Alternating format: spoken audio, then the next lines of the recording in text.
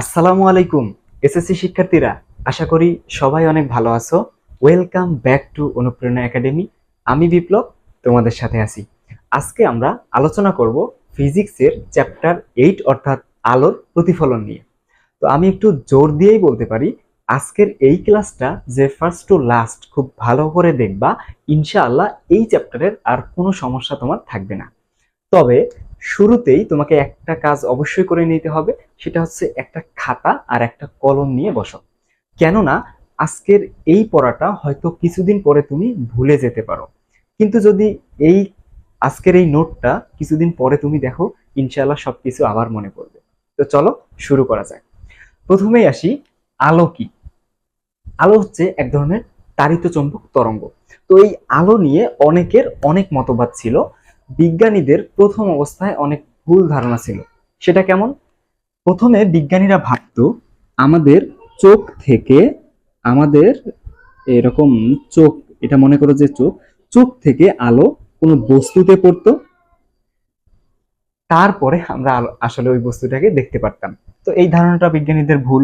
আবার অনেকে এরকমও ভাবতো যে আসলে চোখ থেকে আলো বস্তুতে যায় না, বস্তু থেকে আলোটা চোখে আসে, যার কারণে আমরা ওই বস্তুটাকে দেখতে পারি।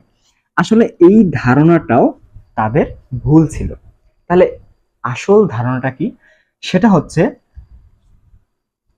যে কোনো বস্তু অ্যাকচুয়ালি দুই ধরনের হয়। একটা হচ্ছে দীপ্তিমান বস্তু আর একটা হচ্ছে দীপ্তিহীন বস্তু। দীপ্তিমান বস্তু কোনটা? যে বস্তুর নিজস্ব আলো আছে তাকে আমরা দীপ্তিমান বস্তু বলতে পারি। তাহলে কি? যেমন সূর্য, টর্চ লাইট, তারপরে হতে পারে মোমবাতি ইত্যাদি, যার নিজস্ব আলো আছে সেটাই হলো দীপ্তিমান বস্তু। আর দীপ্তিহীন কোনটা? যার নিজস্ব আলো নাই, যেমন যে কোনো বস্তু যার আলো নাই, এরকম। তাহলে কাজটা হয় কি, কোনো দীপ্তিমান বস্তু থেকে, ধরলাম এটা একটা সূর্য, তাহলে দীপ্তিমান বস্তু থেকে আলোটা কোনো বস্তুর উপর পড়ে, সেই বস্তু থেকে আলোটা প্রতিফলিত হয়ে, সেই বস্তু থেকে প্রতিফলিত হয়ে আমাদের চোখে আসে, যার কারণে আমরা সেই বস্তুটাকে দেখতে পারি। তো এই হলো আলোর আমাদের কনসেপ্ট। এখন এই আলোর কয়েকটা ভ্যারিয়েন্ট আছে। যেমন আলোর, আমরা এই অধ্যায়ে আলো সম্পর্কে যা যা আলোচনা করব তার মধ্যে হচ্ছে আলোর প্রকৃতি, প্রতিফলন, প্রতিসরণ এবং শোষণ। তো প্রতিসরণের জন্য তোমাদের আলাদা একটা অধ্যায় আছে, প্রতিসরণ সেখানে গিয়ে পড়বো ইনশাআল্লাহ। এই অধ্যায়ে আমরা আলোর প্রকৃতি, প্রতিফলন এবং শোষণ এই কয়েকটা জিনিস ইনশাআল্লাহ শেষ করব। তো এর বাদেও আলোর অনেকগুলো কাজ হয়। যেমন তোমরা যখন আপার ক্লাসে যাবা তখন দেখতে পাবা আলোর ব্যতিচার হয়, আলোর অপবর্তন আছে, সমবর্তন, বিক্ষেপণ ইত্যাদি আরো অনেক কিছু হয়ে থাকে। তো আমাদের এই সিলেবাসে যা আছে আজকে ইনশাআল্লাহ আমরা সেগুলাই শেষ করব। তো প্রথমে আমরা আলোর প্রকৃতিতে আসি। আলোর প্রকৃতি পড়তে হলে আমাদের জানতে হবে আলো কি। তাহলে আমরা প্রথমেই বলছি আলো হচ্ছে এক ধরনের তাড়িত চৌম্বক তরঙ্গ। তাহলে আলো যদি একটা তরঙ্গ হয়, তাহলে নিশ্চয়ই এর কি আছে? তরঙ্গ দৈর্ঘ্য আছে। আলোকে তরঙ্গ দৈর্ঘ্যের ভিত্তিতে কয়েক প্রকারে সাজানো যায়। তো আমরা আসলে যে আলোগুলো দেখতে পারি সেটা হচ্ছে আমাদের দৃশ্যমান তরঙ্গ দৈর্ঘ্যের একটা আলো। তো চলো আলোর তরঙ্গ দৈর্ঘ্যের ভিত্তিতে আলোর প্রকারভেদগুলো আমরা সুন্দর করে পড়ে ফেলি। তরঙ্গ দৈর্ঘ্যের ভিত্তিতে আলোকে আমরা তোমাদের বইয়ের হিসেবে 7 ভাগে ভাগ করতে পারি। তো এই 7 ভাগ মনে রাখার জন্য আমরা একটা সুন্দর এবং মজাদার একটা টেকনিক ইউজ করব। সেটা হচ্ছে আমরা একটা ছন্দ মনে রাখবো। তো ছন্দটা কি? ছন্দটা হচ্ছে মগা রঞ্জন অতি দুশ্মন অবলাকে মারে রাতে। তো মগা রঞ্জন নামে একজন ব্যক্তি ছিল, তার এরকম একজন স্ত্রী ছিল যার নাম হলো অবলা। তো সে তাকে দুশ্মন ভাবতো, এই জন্য এখানে লেখা হয়েছে তার দুশ্মন অবলাকে সে রাতের বেলা ধরে ধরে মারে। তো এটা একটা মজাদার ছন্দ। তো এটা দিয়ে আমরা তরঙ্গ দৈর্ঘ্যের ভিত্তিতে আলোকে মনে রাখতে পারি। দেখো এখানে মগার গা দিয়ে আমরা মনে রাখবো গামা রশ্মি, এরপর রঞ্জন দিয়ে আমরা মনে রাখবো রঞ্জন রশ্মি, অথবা এর আরো একটা নাম হলো এক্স রে রশ্মি। আমরা যে এক্স রের কথা সচরাচর শুনে থাকি এটাই হচ্ছে সেই রশ্মি, সেই রশ্মির দ্বারা এক্স রে করানো হয়। এরপর অতি দিয়ে আমরা মনে রাখবো অতি বেগুনি রশ্মি। অতি বেগুনি রশ্মি, অতি বেগুনি রশ্মির আরো নাম আছে যেটা আমরা অনেকেই হয়তোবা জানি, যে ইউভি রশ্মি, ইউভি অথবা ultraviolet, ultraviolet, ultraviolet রশ্মি। এরপর দুশ্মন দিয়ে আমরা মনে রাখবো দৃশ্যমান আলোক রশ্মি। এরপর অবলাকে দিয়ে আমরা মনে রাখবো অবলোহিত রশ্মি, অবলোহিত আলোক রশ্মি। মারে দিয়ে আমরা মনে রাখবো মাইক্রোওয়েভ, মাইক্রোওয়েভ। অ্যান্ড লাস্ট রাতে দিয়ে মনে রাখবো রেডিও ওয়েভ, রেডিও ওয়েভ। তো এই হচ্ছে আমাদের 1 2 3 4 5 6 7 প্রকারের আলো। তো এগুলো এভাবে মনে রাখার কারণ হচ্ছে আমরা তরঙ্গ দৈর্ঘ্যের ভিত্তিতে আলোগুলোকে সিরিয়ালি মনে রাখবো। কেননা প্রথমেই আসো, গামা রশ্মির ক্ষেত্রে এর তরঙ্গ দৈর্ঘ্য হচ্ছে 10^14 মিটার। এর তরঙ্গ দৈর্ঘ্য এটা মনে রাখতে পারো, কারণ এগুলো এমসিকিউতে আসতে পারে। এরপর রঞ্জন রশ্মি বা এক্স রে রশ্মির তরঙ্গ দৈর্ঘ্য হচ্ছে 10^10 মিটার।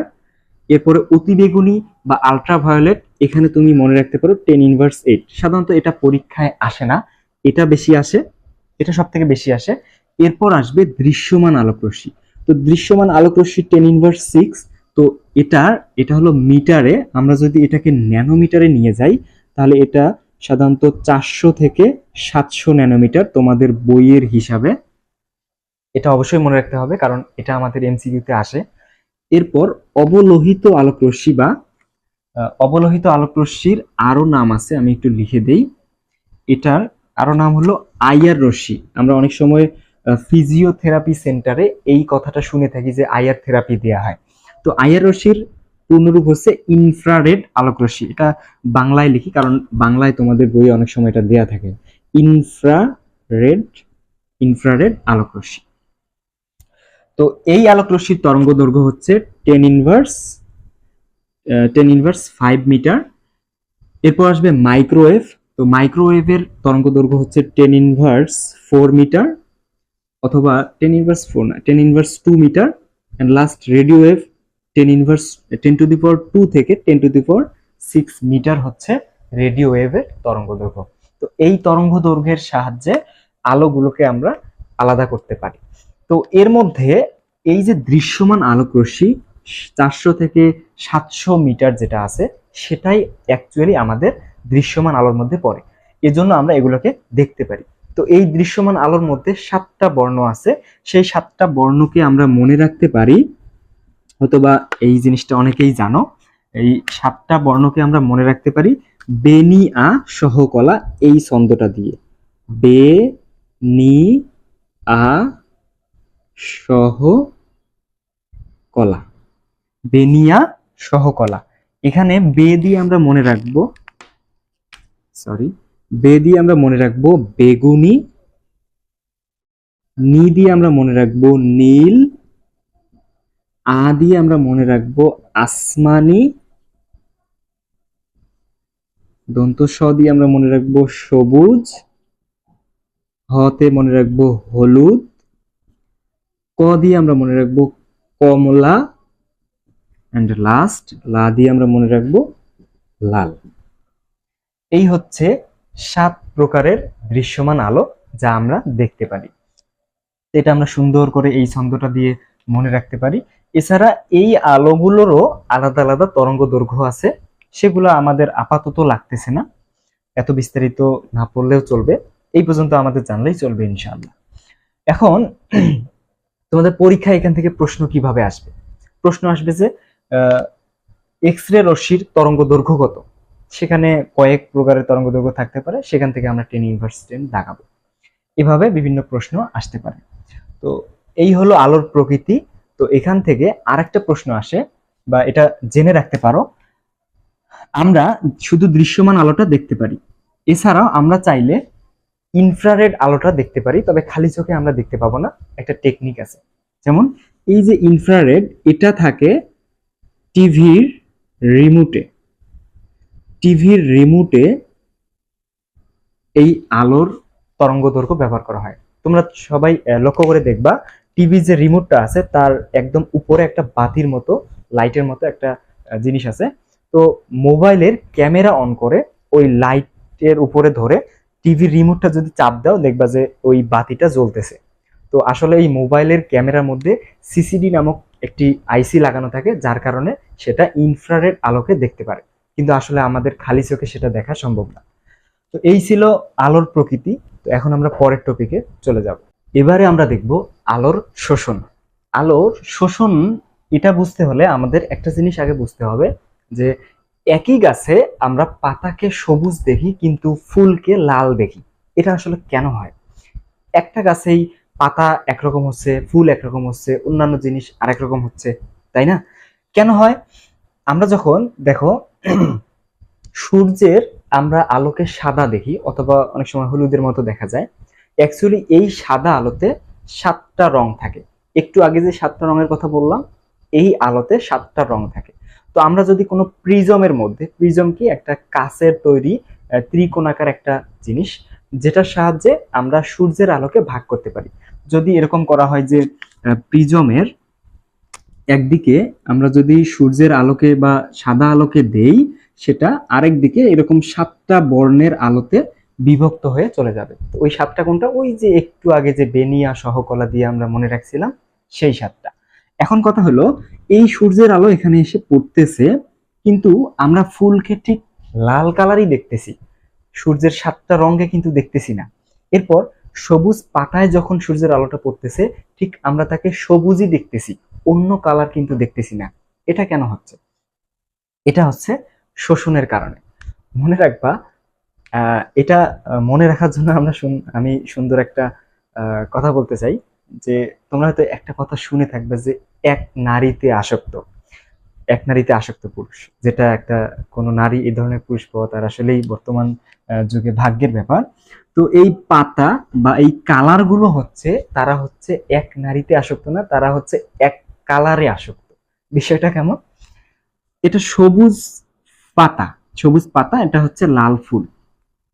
তো যখন সূর্যের 7টা বর্ণ বা সাদা আলোটা এখানে আসে, সাদা আলোটা এখানে যখন আসে, তখন এই লাল ফুলটা সে লাল কালারকে ছাড়া অন্য কালারকে কখনো সে প্রশ্রয় দেয় না, যার ফলে সে এখান থেকে লালকেই প্রতিফলিত করে, বাকি যে কালারগুলো থাকে সেগুলাকে শোষণ করে নেয়।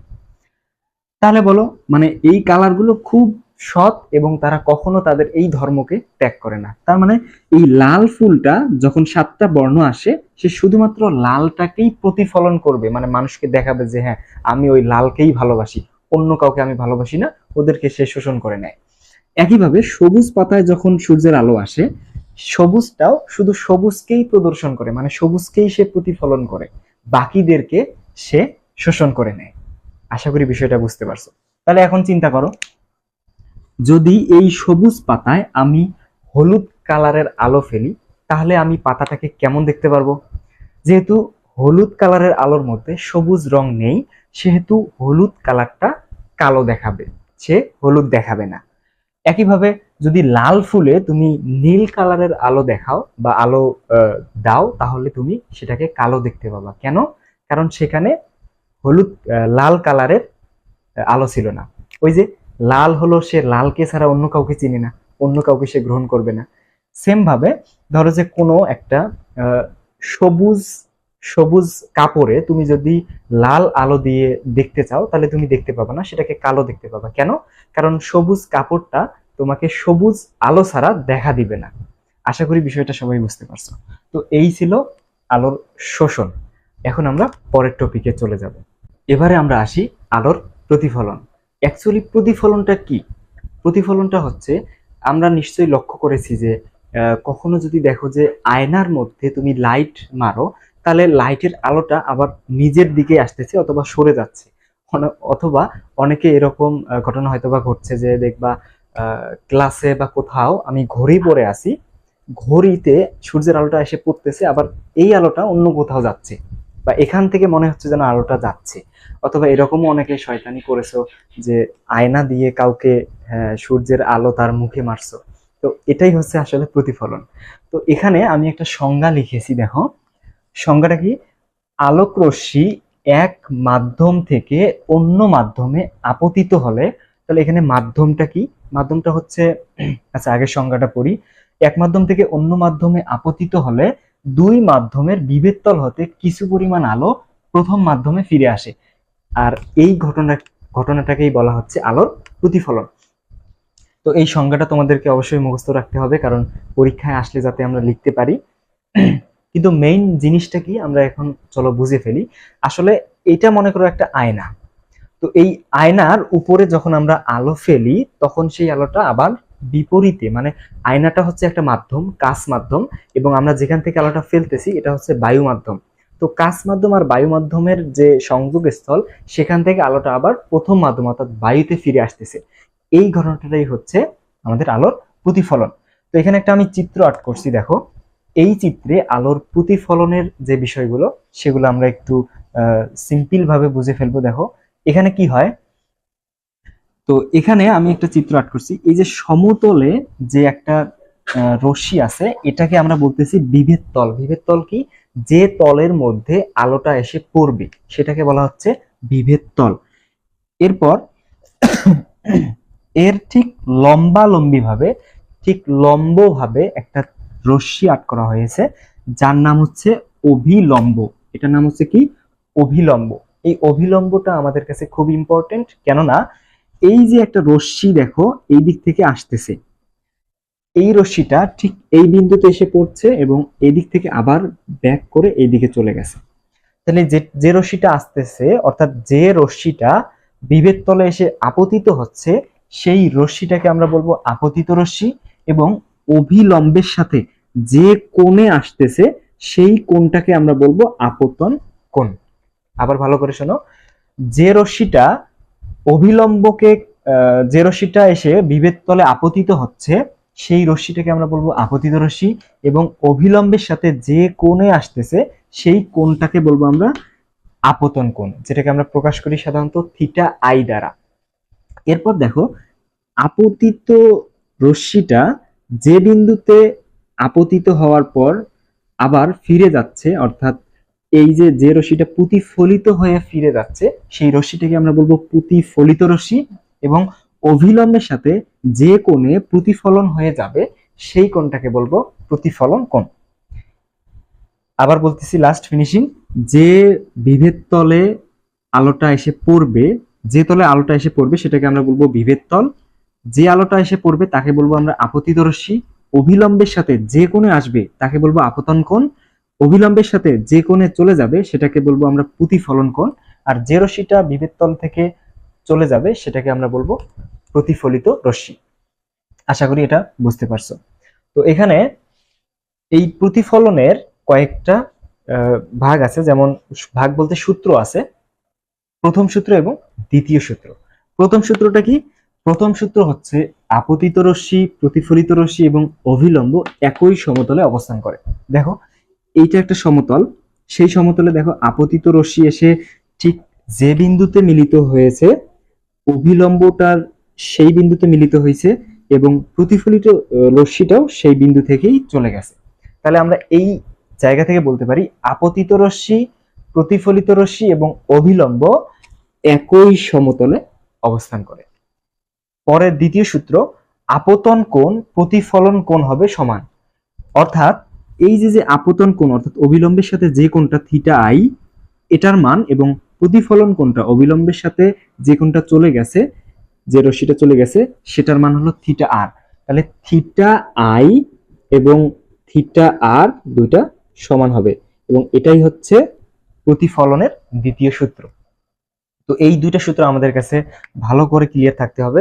তোমাদের বইয়ে হয়তো সূত্র দুইটা ভিন্নভাবে লিখেছে, তো আমি এভাবে লিখে দিলাম কারণ এভাবে বুঝতে সহজ হয়। তাহলে আবারও বলি, আপতিত রশ্মি, প্রতিফলিত রশ্মি এবং অঙ্কিত অভিলম্ব একই সমতলে অবস্থান করবে, এবং আপতন কোণ এবং প্রতিফলন কোণ দুইটা সমান হবে। যে আপতন কোণ থিটা আই এবং প্রতিফলন কোণ থিটা আর, এই দুইটা সমান হবে। তো এই দুইটা ছিল প্রতিফলনের দুটা সূত্র। তো এখন আমরা পরের টপিকে চলে যাব। এবারে আসো প্রতিফলনের প্রকারভেদ। প্রতিফলনের সাধারণত দুই প্রকার হয়ে থাকে, একটা হচ্ছে নিয়মিত প্রতিফলন আর একটা হচ্ছে অনিয়মিত প্রতিফলন, যাকে আমরা ব্যাপ্ত প্রতিফলনও বলতে পারি, যাকে আমরা ব্যাপ্ত প্রতিফলনও বলতে পারি। তাহলে আলোর নিয়মিত প্রতিফলন কি? দেখো, আমি এখানে একটা চিত্র আর্ট করছি। এই যে একটা বিভেদ তল, এই তলটা মসৃণ। মসৃণ মানে কি? সমান বা সমতল বা কোনো ভাঁজ বা এবড়ো থেবড়ো এরকম না, একদম মসৃণ, যেমন একটা আয়না। তো এরকম মসৃণ তলে যদি আমরা আলোগুলোকে সমান্তরাল ভাবে ফেলি, তাহলে দেখা যাবে এগুলো প্রতিফলিত হবার পরেও ঠিক সমান্তরাল ভাবেই প্রতিফলিত হয়ে যাবে। বিষয়টা কেমন দেখো, এই আলোটা যতটুকু দূরত্ব ছিল, দেখো এখানেও ততটুকু দূরত্বে গেছে। আমরা তো সমান্তরাল আর সমান্তরাল জিনিসটা আমরা জানি। তাহলে আমরা বলতে পারি যে এটা যেহেতু একটা মসৃণ তল, তাহলে তলটা যদি মসৃণ হয়, তাহলে মসৃণ তল বা পৃষ্ঠে, তাহলে মসৃণ তলে আলোর কি হয়? আলোর নিয়মিত প্রতিফলন হয়। মসৃণ তলে আলোর নিয়মিত প্রতিফলন হয়। তাহলে এখন অনিয়মিত প্রতিফলনটা কি? সেটা হচ্ছে যদি তলটা অমসৃণ হয়, মানে সমান না হয়, তাহলে কি হবে? দেখো, আমরা এই যে সমান্তরাল আলোগুলোকে ফেলছি, অর্থাৎ দূরত্ব সমান রেখে আলোগুলোকে ফেলার পরেও তারা দেখো প্রতিফলন হবার পরে ঠিক সমান দূরত্ব বজায় রাখে নেই। কেন রাখে নেই? এই আলোটা যখন এখানে আসছে, এ যেরকম পৃষ্ঠ পাইছে ঠিক সেভাবে সে চলে গেছে। এ যেমন পাইছে সেভাবে চলে গেছে, এটা যেমন পাইছে সেভাবে চলে গেছে, এটা এভাবে গেছে। তাহলে আমরা বলতে পারি পৃষ্ঠটা যদি অমসৃণ হয়, তাহলে অমসৃণ পৃষ্ঠ বা অমসৃণ তলে আলোর কি হয়? অনিয়মিত প্রতিফলন হয়। অনিয়মিত প্রতিফলন হয়। আশা করি বিষয়টা বুঝতে পারছো। তাহলে যদি সংজ্ঞা লিখতে বলে, তাহলে আমরা সংজ্ঞা লিখতে পারবো যে যদি একগুচ্ছ আলোক রশ্মি কোনো মসৃণ পৃষ্ঠে সমান্তরালভাবে আলো আপতিত হয়, তাহলে প্রতিফলনের পর তারা সমান্তরালভাবেই প্রতিফলিত হবে। তাহলে এই ঘটনাকে আমরা বলতে পারি আলোর নিয়মিত প্রতিফলন। একইভাবে অনিয়মিততে কি বলবো? যখন কোনো অমসৃণ তলে একগুচ্ছ আলোক রশ্মি সমান্তরালভাবে আপতিত হবে, কিন্তু প্রতিফলনের পর তারা সমান্তরালভাবে প্রতিফলিত হবে না, এই ঘটনাকে আমরা আলোর অনিয়মিত বা ব্যাপ্ত প্রতিফলন বলতে পারি। তো আশা করি এই টপিকটা তোমাদের ক্লিয়ার। এখন আমরা পরের টপিকে চলে যাই। এবারে একটু আগে আমি যে মসৃণ তলের কথা বললাম, তো এই মসৃণ তল কয়েক প্রকারের হতে পারে। তো এই মসৃণ তলকে আমরা আয়না বা দর্পণও বলতে পারি। তো এই আয়না বা দর্পণ সাধারণত দুই ধরনের হয়ে থাকে, একটা হলো সমতল আয়না বা দর্পণ, আর একটা হচ্ছে গোলীয় দর্পণ। তো সমতল দর্পণ কোনটা? আমরা যে দর্পণগুলো বা যে আয়নাগুলো সাধারণত দেখতে পাই সেগুলো হচ্ছে সমতল দর্পণ। যেমন আমার কাছে একটা দর্পণ আছে, যেমন এই যে এটা একটা ভাঙা আয়না আছে, দেখো এখানে দেখতে পাবা এই যে সমান, একদম সমান। তো এই যে এই সমান, এই জিনিসটাকে আমরা বলি সমতল আয়না। আর অবতল দর্পণ বা উত্তল দর্পণ কোনটা? তোমরা অনেক সময় গাড়িতে দেখতে পাবে যে এরকম বাঁকা আয়না থাকে, অথবা দেখবা যে এরকম গোল, সামনটা একটু উঁচা, এরকম দেখবা। এই আয়নাগুলোকে বলা হচ্ছে গোলীয় দর্পণ। তো এরকম গোলীয় দর্পণ দুই ধরনের হয়, একটা হচ্ছে উত্তল দর্পণ আর একটা হচ্ছে অবতল দর্পণ। তো সমতল দর্পণ, তাহলে আমরা দেখো এটার শেপ অনুযায়ী আমরা আঁকতে পারি যে এটা হচ্ছে সমতল দর্পণ। তো সমতল দর্পণে দেখবা একদিকে আমরা আয়নার মতো দেখতে পারি, আরেকদিকে কিন্তু দেখতে পারি না। তো যেদিকে দেখতে পারি না সেদিকে অ্যাকচুয়ালি কি থাকে? পারা লাগানো থাকে। তাহলে পারা লাগানো কি? কোনো একটা কাচের কোনো পৃষ্ঠে রূপার প্রলেপ বা অ্যালুমিনিয়াম বা এই ধরনের কোনো ধাতুর প্রলেপ দেয়া হয়, এই পদ্ধতিটাকে বা এই জিনিসটাকেই বলা হচ্ছে পারা লাগানো। যেমন এই আয়নাটাতেই দেখো এই দিকে একটা প্রলেপ দেয়া আছে, তো এই দিকে আসলে দেখা যাচ্ছে না, কিন্তু এই দিকে দেখা যাচ্ছে। তো এই দিকটা হচ্ছে আয়না। তাহলে যেদিকে প্রলেপ লাগানো থাকে তার বিপরীত পৃষ্ঠ আয়না হিসেবে কাজ করে। এখন অবতল দর্পণের বেলায়, গোলীয় দর্পণের বেলায় আমরা উত্তল কাকে বলবো আর অবতল কাকে বলবো। মনে রাখবা, যেদিকে আমরা দেখতে পারবো সেটা হলো সেই দর্পণ। তাহলে উত্তলের বেলায়, তাহলে উত্তল মানে কি? উত্তল মানে হলো উঁচু, আর অবতল মানে হলো নিচু। তাহলে উত্তলের বেলায় এরকম একটা দর্পণ থাকবে, সরি, উত্তল দর্পণের বেলায় আমাদের এরকম একটা দর্পণ থাকবে, যার অবতল অংশে অর্থাৎ নিচু অংশে হলো পারা লাগানো থাকবে, মানে নিচু অংশে দেখা যাবে না, তাহলে উঁচু অংশে দেখা যাবে। তাহলে সেই আয়নাটাকে আমরা বলবো উত্তল দর্পণ বা উত্তল আয়না। তাহলে অবতলের বেলায় কি হবে? তাহলে পারা লাগানো থাকবে কোন দিকে? উত্তল দিকে, অর্থাৎ উঁচু যেদিকে সেদিকে পারা লাগানো থাকবে। তাহলে যেদিকে দেখতে পারবো তাহলে সেদিক কোন দিক? তাহলে আমরা বিপরীত দিক, অর্থাৎ অবতল অংশ, মানে এই যে দেখো নিচু অংশ, এটা নিচু এটা উঁচু, তাহলে উঁচু অংশকে বলা হয় উত্তল, নিচুকে বলা হয় অবতল। তাহলে এই যে অবতল অংশে আমরা দেখতে পাচ্তেছি, এজন্য এই আয়নাটাকে বলবো অবতল আয়না। এখানে উঁচু অংশ দেখতে পাচ্তেছি, এজন্য এই আয়নাটাকে বলবো উত্তল আয়না। তো উত্তল আয়না, অবতল আয়না এবং সমতল দর্পণে বিভিন্নভাবে আলোর প্রতিফলন হয়। তো সেই জিনিসগুলো আমরা এখন দেখব। এবারে আমরা আসি প্রতিবিম্ব। তো বিভিন্ন দর্পণে বিভিন্ন ধরনের প্রতিবিম্ব গঠিত হয়। প্রথমেই আসি সমতল দর্পণে কিভাবে প্রতিবিম্ব গঠিত হয়। সমতল দর্পণ অর্থাৎ আমরা যে আয়নাগুলো ব্যবহার করি সেখানে প্রতিবিম্ব কিভাবে গঠিত হয় তোমরা নিশ্চয়ই লক্ষ্য করেছো। তুমি আয়নার সামনে যখন দাঁড়াও তখন দেখো যে তুমি ঠিক যতটুকু, আয়নাতেও তোমাকে ঠিক ততটুকুই দেখাচ্ছে। তুমি যেমন আয়নাতে দাঁড়ালে তোমাকে ঠিক তেমনই দেখায়। তুমি আয়না থেকে যত দূরে থাকবা, আয়না থেকে তোমার মনে হবে যেন আমি আয়না থেকে পিছনে তত দূরেই আছি। এজন্য কি আয়নার পিছনে গেলে আমাকে আবার আরেকটা খুঁজে পাবো? এরকম কিন্তু না। তাহলে দেখো, এখানে আমি সুন্দর করে লিখে রাখছি যে আয়না থেকে সমদূরত্বে প্রতিবিম্বটা গঠিত হবে। প্রতিবিম্ব কি? ওই যে আমরা আসলে আমাকে আয়নাতে হয়তো দেখতে পারি, ওইদিকে মনে হয় যেন আমি আছি, কিন্তু আসলে কি আমি আছি? আমি কিন্তু নাই। তাহলে এটা একটা কি অবাস্তব জিনিস মনে হচ্ছে না? এজন্য এই বিম্বটাও হবে অবাস্তব। অ্যাকচুয়ালি এজন্য না, আমরা কেন হয় সেটা বিস্তারিত পড়বো। এরপর সোজা দেখাবে, দেখবা যে আমরা যখন আয়নার সামনে দাঁড়াই আমাদেরকে কি সোজাই দেখায়। আমাদের তো এরকম হয় না যে আমি দাঁড়াইছি এইভাবে, আমার মাথা উপরে পা নিচে, দেখা গেল আয়নাতে আমার পা নিচে মাথা উপরে, না, পা উপরে মাথা নিচে, এরকম তো দেখানো যায় না। আচ্ছা, এরপর বিম্ব সমান দৈর্ঘ্যের হবে, মানে বিম্বের দৈর্ঘ্য সমান হবে। অর্থাৎ আমরা যেমন আয়নাতে আমাকে সামনে দেখি ঠিক প্রতিবিম্বটাও সেরকমই গঠিত হয়। এখন যদি আমরা চিত্রে যাই, চিত্রে দেখবা, ধরো এটা একটা লক্ষ্যবস্তু। তো লক্ষ্যবস্তু কাকে বলবা? যেটা হলো প্রতিবিম্বের, যেটা হলো দর্পণের সামনে থাকবে। দেখো এটা একটা দর্পণ, পিছনের দিকে পাড়া লাগাইছি, তাহলে সামনে হচ্ছে আয়না, তাহলে এই দিকে বস্তু রাখছি, তার মানে এটা হলো লক্ষ্যবস্তু। এই লক্ষ্যবস্তুর এই মাথা থেকে যখন একটা আলো এই দিকে যায়, তো যদি লম্ব বরাবর যায় তাহলে সেই দিকেই সে ফিরে আসবে। তাহলে আলোটা এইদিকে গেছে, আবার এই দিকেই ফিরে আসছে।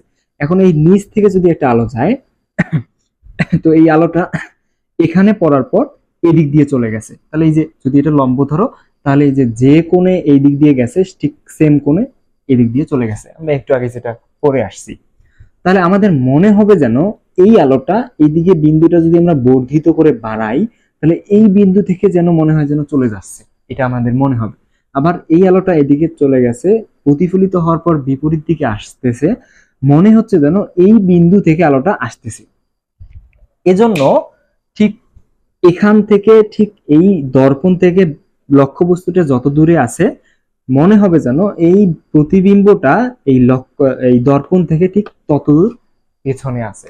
এজন্য আমরা বিষয়টা এরকম দেখতে পারি। তো এটা হচ্ছে আমাদের সমতল দর্পণের প্রতিবিম্ব। তো তোমরা অনেক সময় দেখবা এমসিকিউ এর মধ্যে এরকম প্রশ্ন আসে। তো আমার মনে হয় এই চারটার বাইরে সমতল দর্পণের প্রতিবিম্ব সম্পর্কে আর কোনো প্রশ্ন আসে না। তো এই চারটা তোমরা সুন্দর করে নোট করে রাখতে পারো এবং মনে রাখতে পারো। এবারে আমরা দেখব উত্তল দর্পণে প্রতিবিম্ব। উত্তল দর্পণ বা অবতল দর্পণের প্রতিবিম্বগুলো বোঝার আগে আমাদেরকে কয়েকটা জিনিস আগে বুঝতে হবে। তো আমরা এই ধরনের জিনিসগুলোকে, যদি উত্তল দিকে আয়না থাকে তাকে আমরা উত্তল আয়না বলি, যদি অবতল দিকে আয়না থাকে তাকে আমরা অবতল আয়না বলি, যেটা একটু আগে আমরা পড়লাম। এখন কথা হচ্ছে, এই যে উত্তল অংশটা, এই অংশটা আসতেছে কোথা থেকে?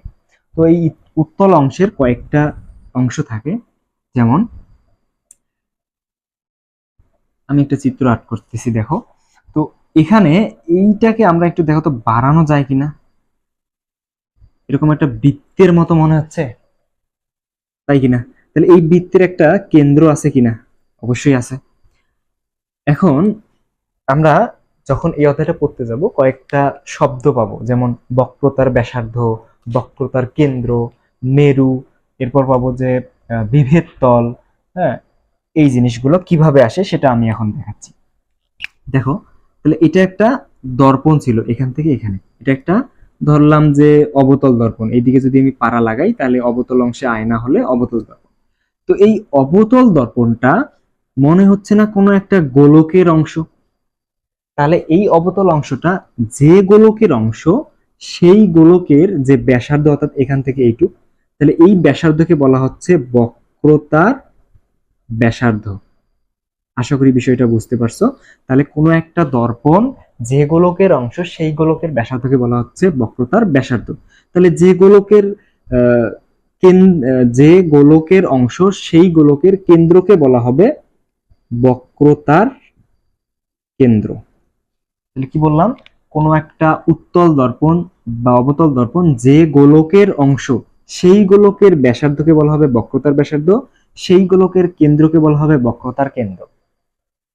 তাহলে সেই গোলকের ব্যাসার্ধের যে অর্ধেক, এখানে একটা বিন্দু, যদি আমরা এটা দুইটার অর্ধেক করি তাহলে সেই বিন্দুটাই হবে আমাদের কি ফোকাস বিন্দু, সেটা হবে আমাদের ফোকাস বিন্দু। আর এই ফোকাস বিন্দু থেকে আর এই যে যে আমরা যে লাইনটা টানছি অর্থাৎ এটাকে বলা হচ্ছে আমাদের কি বিভেদ তল। বিভেদ তল, এই বিভেদ তল যে বিন্দুতে ছেদ করছে এই বিন্দুটা হচ্ছে আমাদের মেরু বিন্দু। মেরু, বুঝতে পারছো? এই বিন্দুটা হচ্ছে মেরু বিন্দু। আর এটাকে আমরা বিভেদ তল অথবা এটাকে আমরা আরেকটা জিনিস বলতে পারি, সেটা হচ্ছে প্রধান অক্ষ। প্রধান অক্ষ, প্রধান অক্ষ অথবা বিভেদ তল বলতে পারি, এই বিন্দুটাকে মেরু বলতে পারি। তাহলে এই মেরু থেকে এই ফোকাস দূরত্বকে আমরা এফ দ্বারা সাধারণত প্রকাশ করা হয়। এই ফোকাস দূরত্ব, ফোকাস এবং মেরু বিন্দুর যে দূরত্ব, এটাকে বলা হয় ফোকাস দূরত্ব। ফোকাস দূরত্ব, যদিও লেখাগুলো হয়তো দেখা যাচ্ছে না, কিন্তু আমার কথাগুলো শুনে বুঝে নাও। আবার বলতেছি, তাহলে আমরা যে গলীয় দর্পণ ব্যবহার করতেছি সেটা হতে পারে উত্তল বা অবতল, সেই গলীয় দর্পণ যে গোলকের অংশ, সেই গোলকের ব্যাসার্ধকে আমরা বলবো বক্রতার ব্যাসার্ধ, সেই গোলকের কেন্দ্রকে আমরা বলবো বক্রতার কেন্দ্র, সেই গোলকের বক্রতার ব্যাসার্ধের অর্ধেক সেটা হচ্ছে কি ফোকাস। এই ফোকাস বিন্দু থেকে এই মেরু বিন্দু পর্যন্ত যে দূরত্ব সেটা হচ্ছে ফোকাস দূরত্ব। আর এই যে যে তলটা আমরা কল্পনা করছি সেটা হলো বিভেদ তল, অথবা এটাকে আমরা বলতে পারি প্রধান অক্ষ। তো তুমি যদি এই জিনিসগুলো বুঝতে পারো এবং মনে রাখতে পারো, তাহলে পরবর্তীতে যে প্রতিবিম্ব কিভাবে গঠিত হয় সেই জিনিসটা তোমার কাছে অনেক সহজ মনে হবে। তো চলো আমরা প্রতিবিম্বটা বুঝে ফেলি। দেখো, উত্তল দর্পণে প্রতিবিম্বটা সহজ এবং এখানে একটা প্রতিবিম্ব পড়লে আমাদের হয়ে যাবে। তো এখানে মেইন বিষয় হলো অবতল দর্পণের প্রতিবিম্ব, তো সেখানে আমরা আসতেছি। তার আগে দেখো উত্তল দর্পণে প্রতিবিম্বটা কিভাবে গঠিত হয়। এখানে কয়েকটা জিনিস মনে রাখতে হবে। দেখো, এটা একটা উত্তল দর্পণ, তার মানে এই দিকে হচ্ছে আয়না আর এই দিকে হচ্ছে পাড়া লাগানো। তাহলে এইটা একটা গোলক, এটা যদি একটা গোলক হয় তাহলে সেই গোলকের আমরা ধরলাম যে এটা হলো কেন্দ্র। কেন্দ্রকে আমরা সাধারণত সি দ্বারা প্রকাশ করি। তাহলে কেন্দ্র আর এটা হলো মেরু বিন্দু, তাহলে এর মাঝামাঝি যে বিন্দুটা আছে সেটা হলো ফোকাস অর্থাৎ এফ। তাহলে এখানে আমাদের কয়েকটা জিনিস মনে রাখতে হবে। যদি কোনো আলোক রশ্মি এই যে কেন্দ্র বরাবর, এটা এটা যেহেতু আমাদের একটা কি দর্পণ, এইদিকে আমাদের যদি একটা লক্ষ্য বস্তু, এটা আমাদের একটা লক্ষ্য বস্তু বা এখানে একটা বস্তু আছে, তো এই বস্তু থেকে যদি কোনো আলোক রশ্মি এই কেন্দ্র সি এর সোজাসুজি আসে, অর্থাৎ ধরো যে এরকম এরকম যদি একটা আলোক রশ্মি এই কেন্দ্র বরাবর সোজাসুজি আসে, তাহলে মনে হবে যেন এই কেন্দ্রে আসার পর সে আবার এই কেন্দ্র থেকে ফিরে যাচ্ছে, মানে যেদিক দিয়ে আসবে সে সেদিক দিয়ে আবার চলে যাবে। এই আলোটা যদি এদিক দিয়ে আসে ঠিক সেম ওই দিক দিয়ে চলে যাবে। এখন আরেকটা হচ্ছে, যদি কোনো আলোক রশ্মি এই ফোকাস বরাবর আসে অথবা যদি সমান্তরালে আসে, তাহলে দুইটা জিনিস, একটা যদি ফোকাস বরাবর আসে, এই দিক দিয়ে আসে, তাহলে সেটা এই যে যে এটা প্রধান অক্ষ, এই অক্ষের সমান্তরালে চলে যাবে। তাহলে এখানে উত্তল দর্পণের প্রতিবিম্বের নিয়ম হচ্ছে তিনটা। একটা হলো যদি কেন্দ্র বরাবর আলো আসে, তাহলে ঠিক সেম ওই পথেই সে চলে যায়, অর্থাৎ প্রতিফলিত হয়ে ওই দিকেই চলে যায়। আরেকটা হচ্ছে যদি এই ফোকাস বিন্দু বরাবর আসে, তাহলে সে এই ফোকাস বিন্দু বরাবর যদি আসে, তাহলে এই প্রধান অক্ষের সমান্তরালে এভাবে সে চলে যাবে। আরেকটা হচ্ছে যদি সে এখন এই সমান্তরালে আবার আসে, তাহলে এই যদি এরকম সমান্তরালে আসে, তাহলে সে সমান্তরালে আসলে, সরি আমার চিত্র খুব বাজে, একটু বুঝে নিও। যদি সমান্তরালে আসে, মনে হবে যেন এই ফোকাস থেকে সে এভাবে চলে যাচ্ছে। তাহলে এখানে চিত্রটা হয়তো বা একটু ভালো বোঝা যাচ্ছে না। তিনটা বিষয়, একটা হলো যদি আলোটা ওই বিন্দু থেকে কেন্দ্রের সোজা আসে, তাহলে ঠিক ওই পথেই চলে যাবে। যদি ফোকাস বিন্দু বরাবর আসে, ফোকাস বিন্দু বরাবর আসে, এই যে এই পথে বরাবর যদি আসে, তাহলে সে এই প্রধান অক্ষের সমান্তরালে চলে যাবে। আরেকটা হচ্ছে সে যদি এই প্রধান অক্ষের সমান্তরালে আসে, যদি এদিক দিয়ে আসে, তাহলে সে এই ফোকাস থেকে মনে হবে যেন এই ফোকাস থেকে চলে যাচ্ছে। তাহলে এই তিনটা হচ্ছে নিয়ম। তো আমাদের এই নিয়মটা আপাতত লাগতেছে না, এই ফোকাস দিয়ে যেটা আসা। তাহলে প্রতিবিম্বটা কিভাবে হয় আমি এটা মুছে দিয়ে নতুন একটা চিত্রে দেখাচ্ছি। দেখো, তাহলে এবার আসবে আমাদের প্রতিবিম্বটা। তো এটা আমাদের পরীক্ষা আসতে পারে, অতএব ভালো করে দেখো।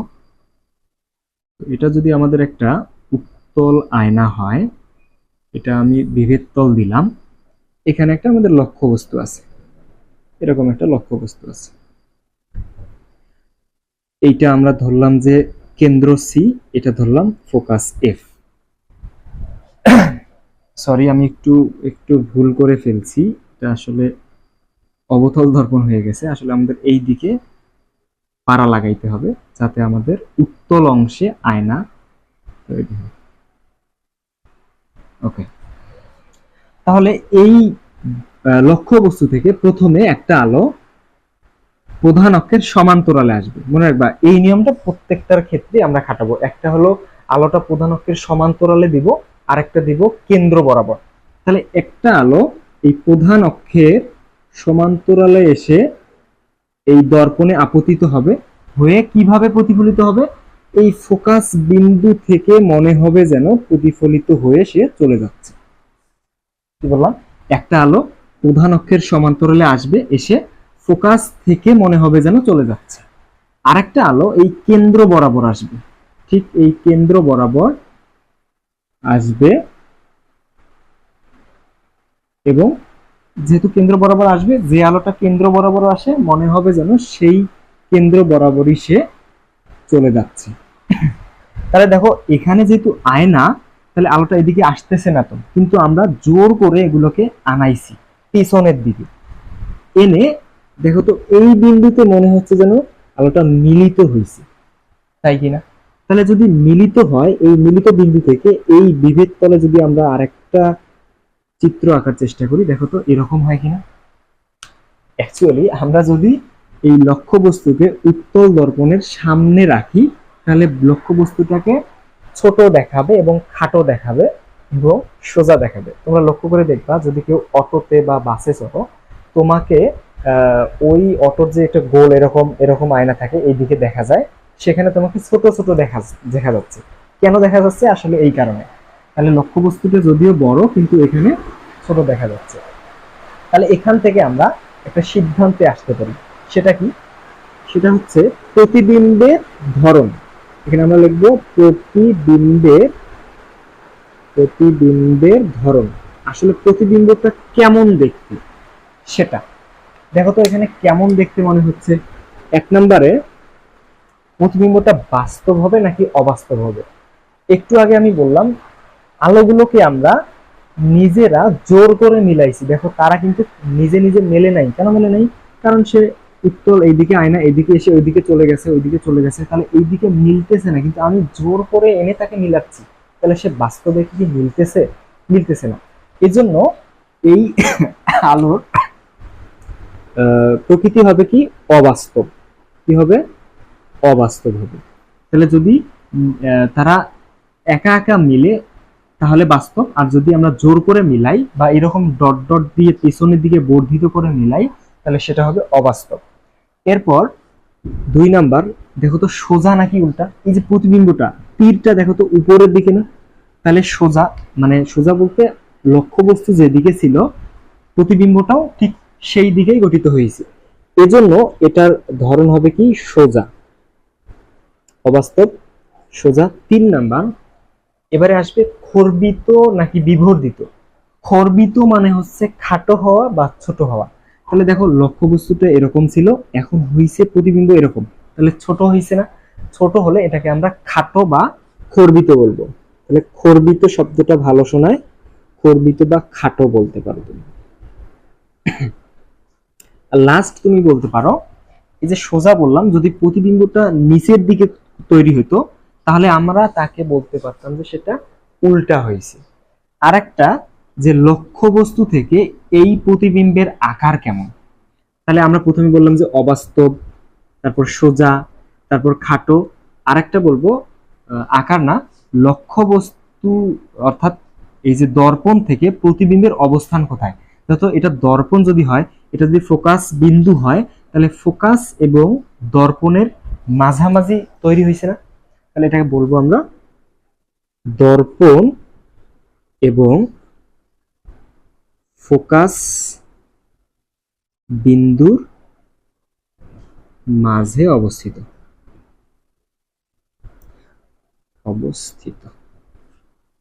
আশা করি এই জিনিসটা সবাই বুঝতে পারছো।